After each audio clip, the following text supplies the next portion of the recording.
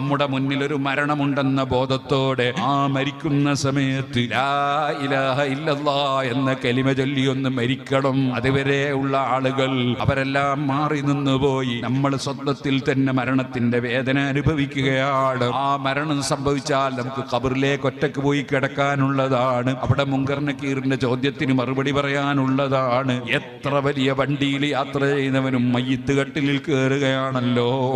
കണ്ണട അഴിച്ചു വെച്ചു പോയി, എല്ലാ മോതിരവും എല്ലാ സാധനവും ഊരി വെച്ചു പോയി, എന്റെ അന്തസ്സുള്ള ഡ്രസ്സുകളൊക്കെ ഊരി വെച്ചു പോയി. 3 കഷ്ണത്തിന് തുണിയിലങ്ങ് പൊതിഞ്ഞിട്ട് കൊണ്ടുപോകുന്ന ഒരു സമയം. ഈ പാവപ്പെട്ട എനിക്ക് അത് എപ്പോഴാണെന്ന് പറയാനൊക്കുമോ?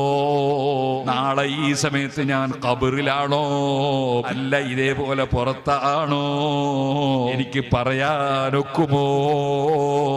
നമുക്കാർക്കെങ്കിലും പറയാനൊക്കുമോ?